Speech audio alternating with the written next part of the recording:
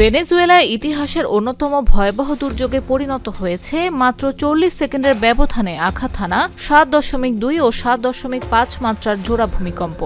রাজধানী কারাকাস সহ দেশের বিভিন্ন শহর ও জনপদ জুড়ে ধ্বংসস্তূপে পরিণত হয়েছে অসংখ্য ভবন। বৃহস্পতিবার সন্ধ্যা পর্যন্ত ধ্বংসস্তূপ থেকে 235 জনের মরদেহ উদ্ধার করা হয়েছে। আহত অবস্থায় উদ্ধার হয়েছেন আরও 1,500-এর বেশি মানুষ। তবে উদ্ধার অভিযান ধীর গতির হওয়ায় মৃতের সংখ্যা আরও বাড়তে পারে বলে আশঙ্কা করা হচ্ছে।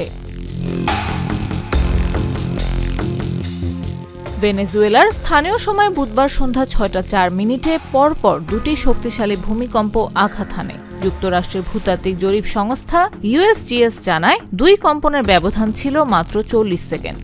ইতোমধ্যে এটিকে দেশটির ইতিহাসের অন্যতম ভয়াবহ ও প্রাণঘাতী ভূমিকম্প হিসেবে বিবেচনা করা হচ্ছে।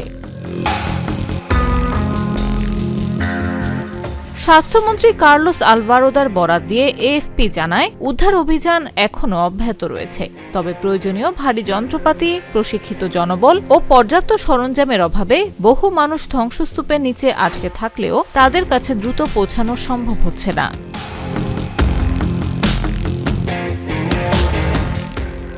সবচেয়ে বেশি ক্ষতিগ্রস্ত হয়েছে কারাকাস ও লা গুয়াইরা। লা গুয়াইরার বাসিন্দা ড্যানি রিজো জানান, ধ্বংসস্তূপের নিচে আটকে থাকা এক কিশোরী দীর্ঘ সময় জীবিত থেকে সাহায্যের জন্য আকুতি জানিয়েছিল। কিন্তু উদ্ধারকারী দল ভারী যন্ত্রপাতি নিয়ে সময় মতো পৌঁছাতে না পারায় শেষ পর্যন্ত ধ্বংসস্তূপের নিচেই তার মৃত্যু হয়। একই এলাকার আরেক বাসিন্দা জানান, একটি বিধ্বস্ত ভবনের নিচে এখনও 3 জন জীবিত আটকে রয়েছেন। তাদের কণ্ঠস্বর শোনা গেলেও পর্যাপ্ত সরঞ্জামের অভাবে উদ্ধার করা যাচ্ছে না।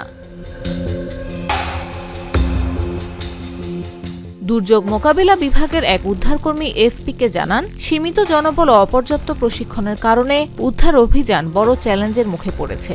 এদিকে আন্তর্জাতিক মানবিক সংস্থা IRCর ভেনেজুয়েলা শাখার পরিচালক নিকোল কাস্ট পরিস্থিতিকে অত্যন্ত বিপর্যয়কর বলে মন্তব্য করেন। এদিকে USGS সতর্ক করে জানিয়েছে, ক্ষয়ক্ষতির ব্যাপকতা বিবেচনায় এই দুর্যোগে শেষ পর্যন্ত মৃতের সংখ্যা 1 লাখ পর্যন্ত পৌঁছাতে পারে। ফলে সময়ের সঙ্গে পাল্লা দিয়ে চলছে উদ্ধার অভিযান, আর স্বজনদের অপেক্ষা হয়ে উঠছে আরও দীর্ঘ ও বেদনাদায়ক। নিউজ ডেস্ক, জাগো নিউজ।